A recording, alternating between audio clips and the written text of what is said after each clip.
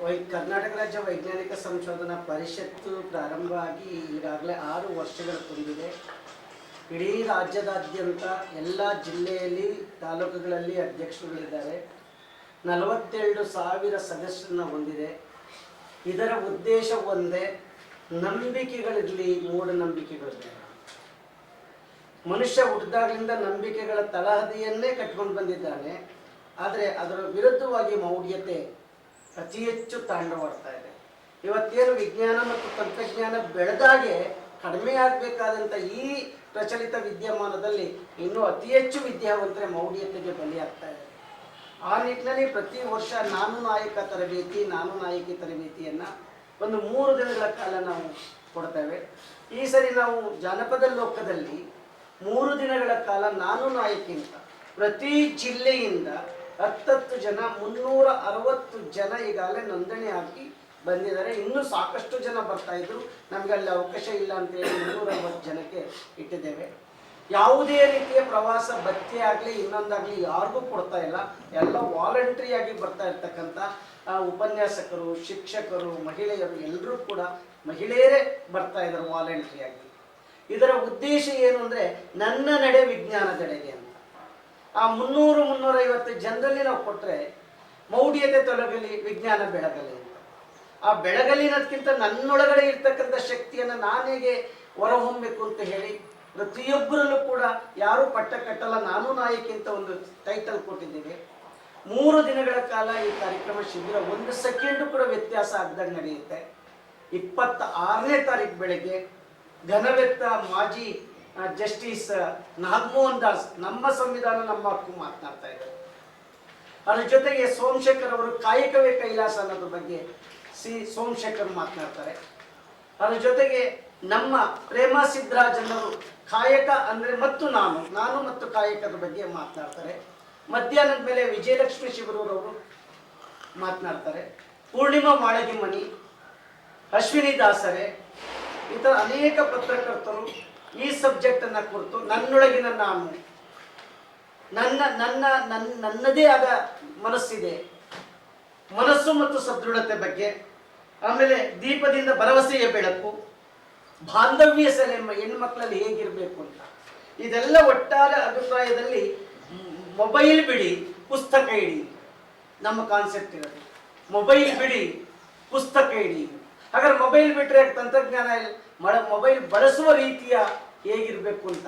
ಇವತ್ತು ಮೊಬೈಲ್ ಒಳಗಡೆ ಮನುಷ್ಯ ಸಿದಾಕೊಂಡು ಒಂಟಿತನಕ್ಕೆ ಲೇಜಿ ಆಗ್ತಾ ಇದ್ದಾನೆ, ಸೋಮಾರಿ ಆಗ್ತಾ ಇದ್ದಾನೆ, ಡಿಪ್ರೆಷನ್ಗೆ ಹೋಗ್ತಾ ಇದ್ದಾನೆ.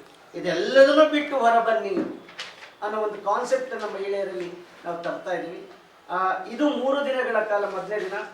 2ನೇ ದಿವಸ ಅಶ್ವಿನಿ ದಾಸರೆ ಅಂತಕ್ಕಂಥವ್ರು, ಶರತ್ ಹುಲಿಕಲ್ ಅಂತಕ್ಕಂಥವ್ರು, ಚೇತನ್ ರಾಮ್ ವ್ಯಕ್ತಿತ್ವ ವಿಕಸನದ ಬಗ್ಗೆ ಮಾತನಾಡ್ತಾರೆ. ಇದರ 1 ಸೆಕೆಂಡು ಕೂಡ ನಾವು 40 ನಿಮಿಷ ಕೊಡ್ತೇವೆ. 27ನೇ ತಾರೀಕು ಸಂಜೆ ಗೌಡಗೆರೆಯಲ್ಲಿ ದೀಪದಿಂದ ದೀಪವ ಹಚ್ಚೋಣ ದೀಪವ ಅಂತ ಒಂದು ಕಾನ್ಸೆಪ್ಟ್ ಇಟ್ಕೊಂಡಿದ್ವಿ. ಗೌಡಗೆರೆಯಲ್ಲಿ ಯಾಕೆ ತಗೊಂಡ್ರಿ ಅಂತಂದ್ರೆ ಅಲ್ಲಿ ನೋಡುವಂತ ಮ್ಯೂಸಿಯಂ ತುಂಬಾ ಚೆನ್ನಾಗಿದೆ. ರಾಜ್ಯದ ಜಿಲ್ಲೆಯ ಮೂಲೆಯಿಂದ ಬರ್ತಾ ಇದ್ದಾರೆ, ರಾಜ್ಯದಿಂದ ಅವ್ರು ನೋಡ್ತಾರೆ. ಎಲ್ಲರೂ ದೀಪ ಹಚ್ಚಿದಾಗ ದೀಪ ಬೆಳಕನ್ನು ಹೇಗೆ ಕೊಡುತ್ತೆ, ನಿಮ್ಮ ಜ್ಞಾನ ನಿಮ್ಮೊಳಗಡೆ ಇರುವಂಥ ಜ್ಞಾನ ಎಲ್ಲರಿಗೂ ಪ್ರಸರಿಸಲಿ ಅಂತ ಹೇಳಿ ಅಲ್ಲಿ ವ್ಯವಸ್ಥೆ ಮಾಡ್ತಾ ಇದ್ದೀವಿ. 28ನೇ ತಾರೀಕು ಬೆಳಿಗ್ಗೆ ಮುಕ್ತಾಯ ಸಮಾರಂಭ. ಇಸ್ರೋದ AS ಕಿರಣ್ ಕುಮಾರ್ ಅವರು ಬಂದು ಮುಕ್ತಾಯ ಸಮಾರಂಭದಲ್ಲಿ ಮಾತನಾಡ್ತಾರೆ. ಈ ನಿಟ್ಟಿನಲ್ಲಿ ಬಹಳ ಸರಳವಾಗಿರುತ್ತೆ ಈ ಕಾರ್ಯಕ್ರಮಕ್ಕಾಗಿ ನಾವು ಕಾರ್ಯಕ್ರಮ ಮಾಡ್ತಾ ಇಲ್ಲ, ಜ್ಞಾನಾರ್ಜನೆಗಾಗಿ ಕಾರ್ಯಕ್ರಮವನ್ನು ಮಾಡ್ತಾ ಇದ್ದೀವಿ. ನನ್ನೊಳಗಿನ ಚೈತನ್ಯವನ್ನ, ನನ್ನೊಳಗಿನ ಸುಪ್ತ ಮನಸ್ಸನ್ನ ಹೊರಗಡೆ ಹಂಚ್ಕೊಂಡಾಗ ನಾನು ಬೆಳಿತೀನಿ, ಈ ಜಗತ್ತು ಬೆಳೆಯುತ್ತೆ ಅನ್ನೋ ಒಂದು ಕಾನ್ಸೆಪ್ಟ್ ಇಟ್ಕೊಂಡು ಪ್ರತಿ ವರ್ಷ ಮಾಡ್ತಾ ಇದ್ದೀವಿ. ಈ ವರ್ಷ ವಿಶೇಷವಾಗಿ ನಾವು ಜಾನಪದ ಲೋಕದಲ್ಲಿ ಮಾಡ್ತಾ ಇರೋದ್ರಿಂದ, ಆಮೇಲೆ ಯಾರಿಗೂ ಕೂಡ ಇಲ್ಲಿ AC ವ್ಯವಸ್ಥೆ ಇದೆ, ಫ್ಯಾನ್ ವ್ಯವಸ್ಥೆ ಇಲ್ಲ. ಸರಳವಾಗಿ ಬಂದು ನಮ್ಮೆಲ್ಲರ ಜೊತೆಲಿ ಹೆಣ್ಮಕ್ಳು ಧೈರ್ಯದಿಂದ ಬಂದು ಅದರಲ್ಲಿ ಪಾಲ್ಗೊಳ್ತಾರೆ. ಈ ನಿಟ್ಟಿನಲ್ಲಿ ನಾನು ರಾಮನಗರ ಜಿಲ್ಲೆಯ ಎಲ್ಲ ಪತ್ರಿಕಾ ಮಿತ್ರರಲ್ಲಿ, ಸಮೂಹ ಮಾಧ್ಯಮದಲ್ಲಿ ನಾನು ಕೇಳ್ಕೊಳ್ಳೋದಿಷ್ಟೇ, ಇಲ್ಲಿ ಭಾಷಣಕ್ಕಾಗಿ ಭಾಷಣ ಮಾಡ್ತಾ ಇಲ್ಲ. ಅವ್ರು ಬರ್ತಾರೆ, 1 ನಿಮಿಷ ಮಾತಾಡ್ತಾರೆ. ವಿಷಯವನ್ನು ನಾವು ಹೆಂಗೆ ತೆಗೆದುಕೊಳ್ಬೇಕು, ವಿಷಯವನ್ನು ಹೇಗೆ ಪ್ರಚಾರ ಮಾಡಬೇಕು, ಕೊಳ್ಳುವಿಕೆಯ ವಿಷಯ ಬಗ್ಗೆ ನಾವೆಲ್ಲ ಚರ್ಚೆ ಇಟ್ಟಿದ್ದೇವೆ. ದಯಮಾಡಿ ತಾವೆಲ್ಲರೂ ಕೂಡ ಬರಬೇಕು ಅಂತ ಹೇಳೋದು. ಇನ್ನೊಂದು ವಿಶೇಷವಾಗಿ ಭಾರತ ಸರ್ಕಾರದ ಅಲ್ಲಿ GST ಆಫೀಸರ್ ಪಟ್ಟುಸ್ವಾಮಿ ಅಂತಕ್ಕಂಥವ್ರು ತುಂಬ ಚೆನ್ನಾಗಿ ಇನ್ಸ್ಪೈರ್ ಆಗಂಗೆ ಅವರಿಗೆ ಮಾಡಿಕೊಡ್ತಾರೆ, ಹೆಣ್ಮಕ್ಳಿಗೆ ಮಾತನಾಡ್ತಾರೆ. ಯಾರು ಹೆಣ್ಮಕ್ಳು ದಾಸರಲ್ಲ, ಗೋಡೆ ಒಳಗಡೆ ಇದ್ದಾರೆ, ನಾವೆಲ್ಲರೂ ಹೊರಗಡೆ ಬನ್ನಿ, ನಮ್ಮೊಳಗಡೆ ಒಂದು ಚೈತನ್ಯ ಇದೆ ಅನ್ನೋದನ್ನ ಸೂಕ್ತವಾಗಿ ಮಾತನಾಡಲಿಕ್ಕೆ ನಾವು ಮಾಡಿದ್ದೀವಿ. ಕರ್ನಾಟಕ ರಾಜ್ಯ ವೈಜ್ಞಾನಿಕ ಸಂಶೋಧನಾ ಪರಿಷತ್ ಮೌಢ್ಯತೆಯ ವಿರುದ್ಧ ಹಲವು ಜಾಗೃತಿ ಕಾರ್ಯಕ್ರಮಗಳನ್ನು ಮಾಡ್ತಾ ಪ್ರತಿ ವರ್ಷ 16 ಕಾರ್ಯಕ್ರಮಗಳನ್ನು ಮಾಡ್ತೀವಿ. ಅದರ ಒಂದು ಪ್ರಮುಖವಾದ ಕಾರ್ಯಕ್ರಮ ಮಹಿಳೆಯರಿಗೋಸ್ಕರ ಮಾಡ್ತಕ್ಕಂಥ ಒಂದು ಕಾರ್ಯಕ್ರಮ ನಾನು ನಾಯಕಿ ಅಂತಕ್ಕಂಥ ಕಾರ್ಯಕ್ರಮ. ಆ ಕಾರ್ಯಕ್ರಮವನ್ನು ಈ ಸಾರಿ ರಾಮನಗರ ಜಿಲ್ಲೆಯ ಜಾನಪದ ಲೋಕದಲ್ಲಿ ಆಯೋಜನೆ ಮಾಡಲಾಗಿದೆ. ಈ ಒಂದು ಕಾರ್ಯಕ್ರಮಕ್ಕೆ ರಾಜ್ಯದ ಪ್ರತಿ ಜಿಲ್ಲೆಯಿಂದ 10 ಜನ ಮಹಿಳಾ ಪ್ರಮುಖರು ನೋಂದಣಿ ಮಾಡಿ ಕಾರ್ಯಕ್ರಮಕ್ಕೆ ಬರ್ತಾರೆ. ಆ ಕಾರ್ಯಕ್ರಮದಲ್ಲಿ 3 ದಿನ ವಸತಿ ಸಹಿತ ಇರ್ತಕ್ಕಂಥ ಕಾರ್ಯಕ್ರಮ. 3 ದಿನ ನಮ್ಮೊಟ್ಟಿಗಿದ್ದು ಆ ಕಾರ್ಯಕ್ರಮದಲ್ಲಿ ಮಹಿಳೆಯರ ಕುರಿತು ಮಾಡ್ತಕ್ಕಂಥ ಕೆಲಸಗಳನ್ನು ಚರ್ಚೆ ಮಾಡಿ ಹಲವು ಪ್ರಮುಖರು, ಮಹಿಳಾ ವಿಭಾಗದಲ್ಲಿ ಕೆಲಸ ಮಾಡತಕ್ಕಂಥ ಪ್ರಮುಖರು ಕೂಡ ಅಲ್ಲಿ ಸಭೆಯಲ್ಲಿ ಇರ್ತಾರೆ. ಈ ಒಂದು ಸಭೆನ ನಮ್ಮ ಜಿಲ್ಲೆಯಲ್ಲಿ ಆಯೋಜನೆ ಮಾಡಬೇಕು ಅಂತೇಳಿ ನಾವು ಸುಮಾರು 3-4 ದಿನದ ಪೂರ್ವಭಾವಿ ತಯಾರಿ ಮಾಡಿ ಚರ್ಚೆ ಆಗಿ ಸಿದ್ಧತೆ ಎಲ್ಲ ಆಗಿದೆ. ಈ ಒಂದು ಕಾರ್ಯಕ್ರಮಕ್ಕೆ ರಾಜ್ಯ ಮಟ್ಟದ ಎಲ್ಲ ಪದಾಧಿಕಾರಿಗಳು ನಮ್ಮ ಸಂಸ್ಥೆಯವರು ಇರ್ತಾರೆ, ಎಲ್ಲ ಜಿಲ್ಲಾಧ್ಯಕ್ಷರುಗಳು ನಮ್ಮ ಸಂಸ್ಥೆಯವರು ಕಾರ್ಯಕ್ರಮದಲ್ಲಿ ಇರ್ತಾರೆ, ಹಾಗೂ ರಾಜ್ಯದ ಎಲ್ಲ ಮಹಿಳೆಯರು ಏನು ಪ್ರತಿ ಜಿಲ್ಲೆಯಿಂದ 10 ಜನ ಪ್ರತಿನಿಧಿಗಳು ಆ ಜಿಲ್ಲೆಯನ್ನು ಪ್ರತಿನಿಧಿಸ್ತಾರೆ, ಅವರು ಕೂಡ ಅಲ್ಲಿ ಭಾಗವಹಿಸಿರ್ತಾರೆ.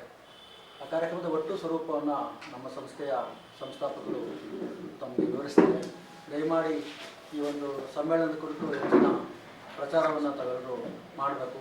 ಆ ಮೂಲಕ ನಮ್ಮ ಸಂಸ್ಥೆಯ ಮಹಿಳಾ ಜಾಗೃತಿ ಕುರಿತು ಇರ್ತಕ್ಕಂಥ ಒಂದು ಅಭಿಪ್ರಾಯವನ್ನು ತಾವು ಸಮಾಜಕ್ಕೆ ತಿಳಿಸಬೇಕು.